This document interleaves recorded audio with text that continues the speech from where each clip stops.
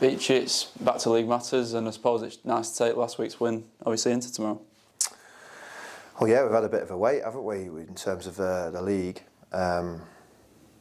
Very disappointed the Hartlepool game couldn't take place after playing really well against Dorking and feeling a little bit burnt inside in respect to not gaining that 3-point feeling, because we definitely deserved that. But to pick up again, great experience at Coventry's ground, playing on Eton.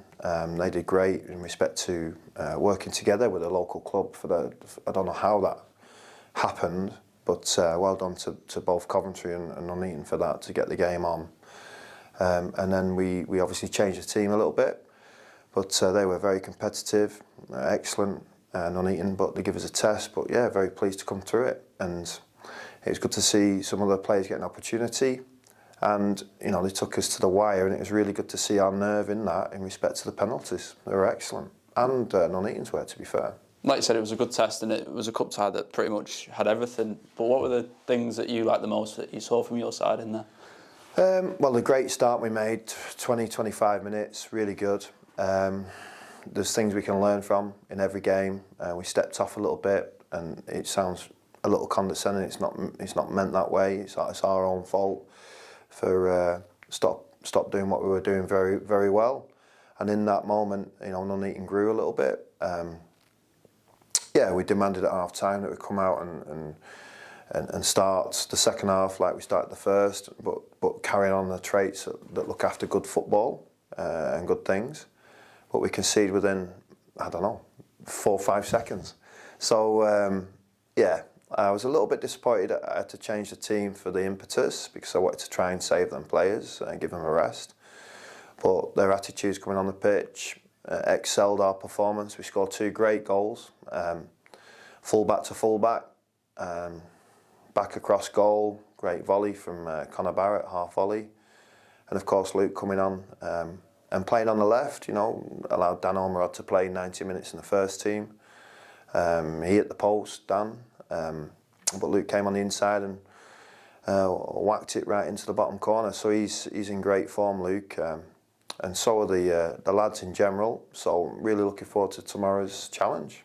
Like you say, it is a challenge, and looking at Altrincham, they've got a good home record, sitting just inside the playoffs. What have you seen of them? I've seen quite a lot of them. Know quite a lot of the players. They're a very, very professional outfit now. They've changed a lot in recent years. Well managed, well coached, good structure behind it. I think they've had a bit of financial backing, whether it was a takeover or an impetus of finance, I can't recall, but they've definitely got a financial push. So yeah, they'll be a very strong opponent. They've got their own ambitions, and we've got to make sure we understand, and I do keep reminding everybody where we're at, what we need to do and how we need to do it. So we're in control of our own opportunities. But we're very, very respectful of our opponent that we're playing against, because they deserve that respect. But we've got to make sure we turn up with our traits and values and perform. You know, match day is the most important day of the week, and I'm really looking forward to our performance tomorrow. Just looking at us, you've mentioned before that we've been a bit light, but it seems like some of them boys are coming back into the squad now from injuries. Just how much of a boost is that, especially before the Christmas period? It's a great boost, and obviously you filmed the video that me and David did in respect of just a bit of a catch-up with the fans.